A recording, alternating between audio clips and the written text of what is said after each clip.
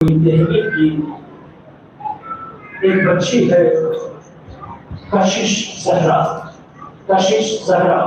مکتب امامیہ تلوک پوری دہلی کی تقریر کے لیے آ رہی ہے۔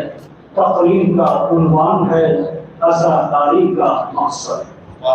عزاداری کے مقصد پر ایک بہترین تقریر مکتب امامیہ تلوک پوری دہلی سے۔ بچی بولے اس سے پہلے ایک چیز اور کہنا چاہتا ہوں، اور اس سے پہلے سوال کی گزارش۔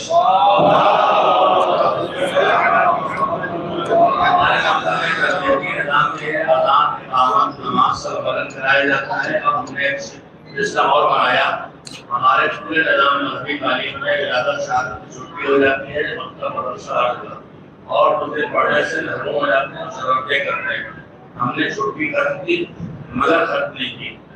اس طرح چھٹی ہے کہ جو ریگولر ہے وہ نہیں پڑھیں گے، لیکن آج جس امام یا جس معصوم یا خانوادہ اہل بیت کی شخصیت کی ولادت یا شہادت یا اور کوئی مناسبت ہے، اس مناسبت سے چھوٹے بچوں میں مجلس محفل ہوتی ہے اور جامعہ میں سیمینار ہوتا ہے جسے ہم لائیو دے رہے ہیں۔ ہماری محفلیں ہو چاہے کسی امام کی مگر کسی اور کی ہوتی ہے، ہم تیسرے امام کے آگے کسی کو بالکل نہیں جانتے، پہچانتے تو نہیں، جانتے بھی نہیں ہیں۔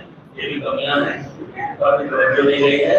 ہر ولادت شہادت پر تنظیم مکاتب یوٹیوب چینل پر آپ لائیو سیمینار دیکھ سکتے ہیں جو بچے کرتے ہیں۔ ان میں غلطیاں ہوتی ہیں تو ان کے اساتذہ بیٹھے ہوتے ہیں جو انہیں کریکشن کرتے ہیں، اور آخر میں استاد خود تقریر کرتا ہے۔ صلوات اللہم صلی علی محمد۔ آپ سبھی کی خدمت میں سلام عرض کرتی ہوں۔ السلام علیکم ورحمۃ اللہ وبرکاتہ۔ آج میرا ٹاپک ہے عزاداری۔ عزاداری کسے کہتے ہیں اور عزاداری کا اصل مقصد کیا ہے؟ میں بتاتی چلوں کہ عزاداری کہ جو ہمیں اپنے اندر سے خوبصورت بناتی ہے۔ عزاداری وہ ہے کہ جو ہمارے دلوں کے اندر ایک الگ ہی حوصلہ پیدا کرتی ہے۔ عزاداری وہ ہے کہ جو ہمارے چہرے پر نور لاتی ہے۔ عزاداری امام حسین اور ان کے ساتھیوں کی شہادت کا غم بنانے کو عزاداری کہا جاتا ہے۔ آج ہندوستان ہی نہیں بلکہ ہر ملک، ہر مذہب، بلکہ غیر مذہب کے بھی کچھ لوگ ہیں جو امام حسین کا غم بناتے ہیں اور عزاداریاں بناتے ہیں۔ تو ایک سوال ہمارے ذہن میں آتا ہے کہ امام حسین علیہ السلام کی عزاداری کا سلسلہ کب سے شروع ہوا؟ امام حسین علیہ السلام کی عزاداری کا سلسلہ جناب آدم علیہ السلام کے دور سے شروع ہو گیا تھا، اور ہر نبی نے امام حسین علیہ السلام کی شہادت کا تذکرہ کیا اور بہت روئے، بلکہ کہ ہمارے آخری نبی حضرت محمد مصطفیٰ صلی اللہ علیہ وسلم نے بھی امام حسین کی شہادت کا تذکرہ کیا۔ کیا رونا ہی عزاداری ہے؟ کیا رونا ہی عزاداری ہے؟ نہیں، بلکہ عزاداری ہمیں سکھاتی ہے کے لیے قربانی دینا کتنا ضروری ہے، کہ سچائی کے لیے قربانی دینا کتنا ضروری ہے۔ اب آخری نبی کے بعد جتنے بھی امام آئے سبھی نے عزاداری کو قائم رکھا، سبھی نے امام حسین کی شہادت کی عزاداری کو قائم رکھا۔ اب سب سے پہلی مجلس جب جناب زینب قید سے رہا ہوئی تو انہوں نے شام میں سب سے پہلی مجلس برپا کی۔ تبھی سے عزاداری کا چرچا ہر ملک، ہر مذہب میں پھیل گیا، ہر ملک، ہر مذہب میں پھیل گیا۔ اب میں آپ کو بتاؤں کہ ہمارے ملک میں عزاداری کب بنائی جاتی ہے۔ ہمارے ملک میں عزاداری 1 محرم سے لے کر 8 ربیع الاول تک عزاداری کا سلسلہ چلتا رہتا ہے۔ اب ایک سوال ہمارے ذہن میں آتا ہے کہ ہم عزاداری میں کیا کرتے ہیں، ہم کیوں بناتے ہیں عزاداری، اس کا اصل مقصد کیا ہے؟ عزاداری میں ہم علم اٹھاتے ہیں، تابوت اٹھاتے ہیں، جلوس نکالتے ہیں، پر اس کا اصل مقصد کیا ہے؟ ہم علم اس لیے اٹھاتے ہیں کہ ہم دنیا والوں کو بتا سکیں کہ جب تک ہم اس دنیا میں قائم رہیں گے تب تک ہم پرچم इस्लाम को बुलंद रखेंगे।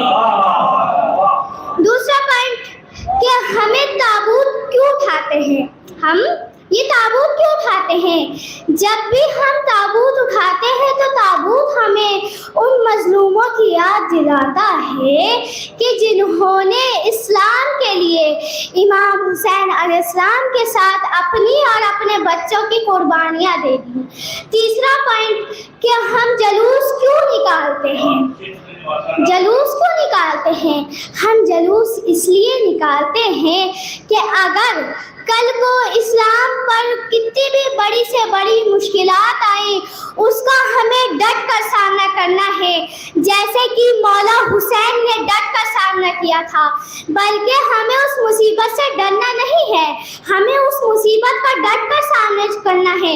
चाहे दुश्मन हमें बम से क्यों ही ना उड़ा दे, चाहे हमें खुद ही कुर्बान होना पड़े, पर इस्लाम पर एक आँच नहीं आनी चाहिए, इस्लाम पर एक आँच नहीं आनी चाहिए। क्योंकि दुश्मन कितने हुसैनी को मारेगा, एक हुसैनी को मारेगा, दूसरा हुसैनी निकल कर आएगा, दूसरा हुसैनी को मारेगा, तीसरा हुसैनी निकल कर आएगा। अब मैं आपको बताऊं कि क्या रोना ही आज़ादारी है? बल्कि नहीं, आप बड़े से बड़े उलमा को बुला रहे हैं, बड़ी से बड़ी आज़ादारियाँ करनी है, बड़े से बड़े कोहरान को बुला रही हैं, आप नोहा खानी में बुला रहे हैं, सबको नोहा खान को बुला रहे हैं, बड़े से बड़े मर्सिया खान को बुला रहे हैं। हाँ, अच्छी बात है, आप बड़ी से बड़ी आज़ादारियाँ कर रहे हैं, पर जैसे आप आज़ादारी को फॉलो करते हैं वैसे ही मकसद हुसैन को भी फॉलो करें।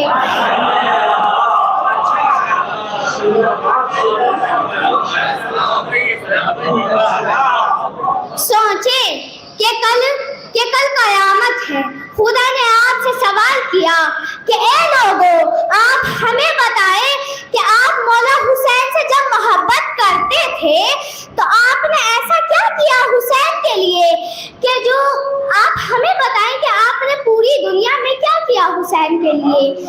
आपने अपने अमाल देखे, भाई उसमें तो कुछ नहीं, और आप खुदा से कह रहे हैं कि हमने तो बहुत बड़ी बड़ी आज़ादारियाँ करवाई हुसैन के लिए, हम बहुत रोए हुसैन के लिए, हमने मातम मजलिस सब की हुसैन के लिए, हमने बहुत बड़े बड़े उलमा भी बुलाए हुसैन के लिए, कोहरान भी बुलाई हुसैन के लिए। पर यही सच्ची आज़ादारी नहीं है, बल्कि मकसद हुसैन को भी फॉलो करना सबसे बड़ी अच्छी आज़ादारी है। अब मैं बता दूं कि अगर आपको मकसद हुसैन फॉलो करना है तो आप नमाज पढ़ें, कुरान पढ़ें, क्योंकि इमाम हुसैन ने अपनी शहादत से पहले नमाज पढ़ी। वो ने ये नहीं सोचा कि नमाज में जालिम मुझ पे हमला कर देगा, मैं नमाज ना पढ़ूं, पर तब भी उन्होंने नमाज पढ़ी और नमाज में ही अपना सर कलम करवा लिया। और कुरान भी सीखे, आप कुरान की तिलावत करते रहे, क्योंकि इमाम हुसैन ने जब शिम्र ने इमाम हुसैन का सर कलम कर दिया तो शिम्र हंस के कह रहा था, दुनिया वालों को बता रहा था कि ए दुनिया वालों मैंने हुसैन को कत्ल कर दिया, ए दुनिया वालों मैंने आज कुरान खत्म कर दिया।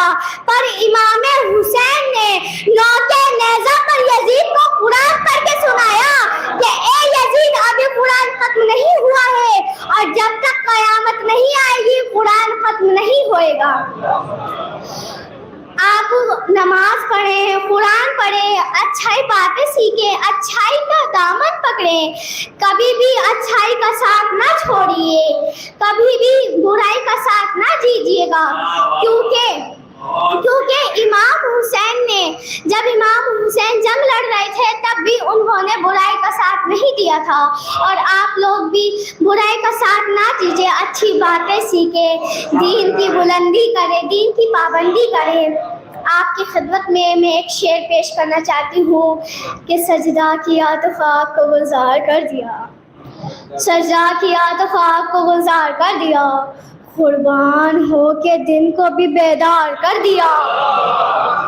कि सजदा किया तो खाक को गुजार कर दिया, قربان ہو کے دن کو بھی بیدار کر دیا، اور تاریخ کہہ رہی ہے لبیک یا حسین، تاریخ کہہ رہی ہے لبیک یا حسین، تو نے یزیدیت کو شرمزار کر دیا، لبیک یا حسین، لبیک یا حسین، لبیک یا خامنائی، لبیک یا خامنائی۔ آپ دعا میں یاد رکھیے گا۔ خدا حافظ، السلام علیکم ورحمۃ اللہ۔